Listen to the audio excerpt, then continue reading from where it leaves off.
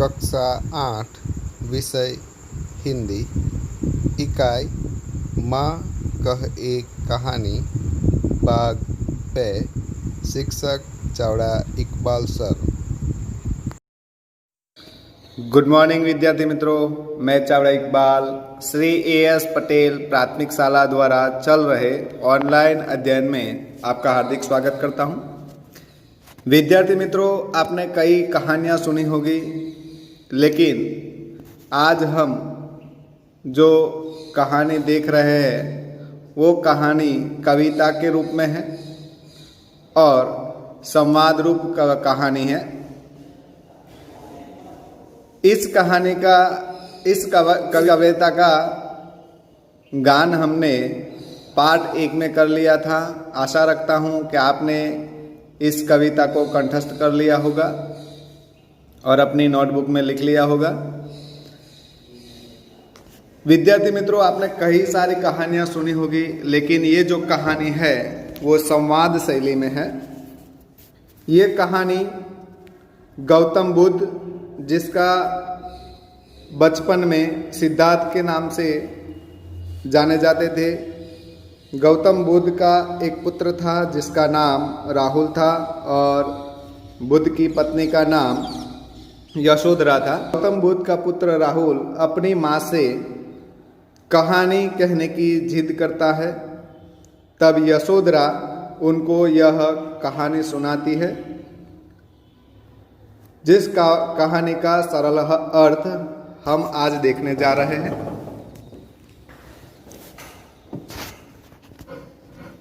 माँ कह एक कहानी, बेटा समझ लिया क्या तूने मुझको अपनी नानी। यशोधरा यहाँ पर जब उसका पुत्र राहुल कहानी कहने की जिद करता है, तब यशोधरा अपने पुत्र राहुल को कहती है कि बेटा क्या तूने मुझे अपनी नानी समझ लिया है। तब राहुल जो है वह अपनी माँ से कहता है कि कहती है मुझसे यह चेटी, तू मेरी नानी की बेटी। कहमा कह लेटी ही लेटी, राजा था या रानी। माँ कह एक कहानी। राहुल कहता है कि माँ, यह दासी मुझसे कहती है कि तू मेरी नानी की बेटी हो, तुम मेरी नानी की बेटी हो, इसलिए माँ तू मुझे कहानी सुना। लेटे ही लेटे मुझे कहानी सुनाओ कि राजा था कि रानी थी। तू है हठी मान धन मेरे, सुन उपवन में बड़े सवेरे। तात भ्रमण करते थे तेरे, जहां सुरभि मन मानी। यहाँ पर जो यशोधरा है वो अपने पुत्र से कहती है कि तू बहुत हठी है, तू बहुत जिद्दी है। अच्छा तो सुन, तुझे एक कहानी सुनाती हूँ। एक दिन सुबह तेरे पिता बगीचे में घूम रहे थे। उस समय वातावरण में मनपसंद खुशबू फैली हुई थी। वहाँ मनपसंद खुशबू फैली हुई थी। हाँ माँ, यही कहानी सुनाओ, यही कहानी सुनाओ। वर्ण वर्ण के फूल खिले थे, जलमल कर हिम बिंदु जिले थे। हल्के झोंके हिले मिले थे, लहराता था पानी, लहराता था पानी। हाँ हाँ, यही कहानी। बगीचे में तरह तरह के रंगों वाले फूल खिले थे। उन पर ओस की बूंदें चमक रही थी। हवा के हल्के हल्के झोंकों से फूल हिलते रहते थे। उन पर ओस का पानी भी लहराता था। राहुल ने पूछा, क्या उन पर पानी लहराता था? हाँ माँ, मुझे यही कहानी सुननी है, तुम मुझे यही कहानी सुनाओ। गाते थे खग कलकल स्वर से, सहसा एक हंस ऊपर से गिरा विबद होकर खगसर से, हुई पक्ष की हानि, हुई पक्ष की हानि, करुणा भरी कहानी। पक्षी मधुर स्वर में गा रहे थे। खग यानी के पक्षी मधुर स्वर में गा रहे थे। अचानक एक हंस ऊपर से गिरा। वह पक्षी बाण से बीध गया था। उसका एक पंख घायल हुआ था। दुखी होकर राहुल ने पूछा, पंख घायल हो गया था? यह तो बहुत दुख भरी कहानी है। चौंक उन्होंने उसे उठाया, नया जन्म सा उसने पाया।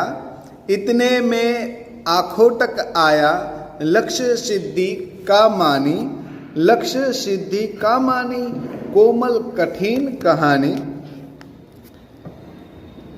तेरे पिता ने चौंक कर उसे उठाया। उसके स्पर्श से पक्षी को मानो नया जन्म पा लिया हो। उसी समय शिकारी वहां आ पहुंचा। उसने इस बात का गर्व था कि उसका निशाना सही बैठा है। क्या अचूक निशाने का अभिमानी? यह तो कोमल और कठिन कहानी है। सुनाओ माँ यही कहानी। मांगा उसने आहत पक्षी, तेरे तात किंतु थे रक्षी। तब उसने जो था खग बख्शी, हठ करने की ठानी। शिकारी ने तेरे पिता से घायल पक्षी मांगा, परंतु तेरे पिता रक्षी पक्षी की रक्षा करने वाले थे। जब पक्षियों का मांस खाने वाला वह शिकारी पक्षी लेने पर अड़ गया। राहुल बोला, वह अड़ गया? अब तो मामला बहुत बढ़ गया। सुनाओ माँ यही कहानी सुनाओ। हुआ विवाद सदै हृदय में, अभय आग्रही थे स्व विषय में। गई बात तब न्यायालय में, सुनी सभी ने जानी, सुनी सभी ने जानी, व्यापक हुई कहानी।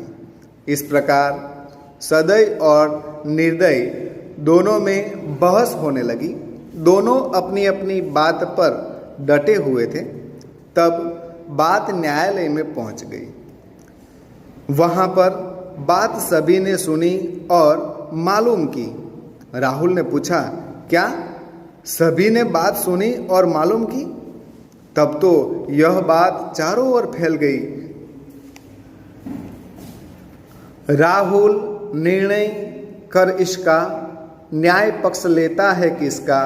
कह दे निर्भय जय हो जिसका, सुन लूं तेरी बानी। यशोधरा कहती है, हे राहुल, तू इस विवाद का निर्णय कर और बता कि न्याय किसका पक्ष लेता है। तू निर्भय होकर बता दे कि इसमें विजय किसकी है।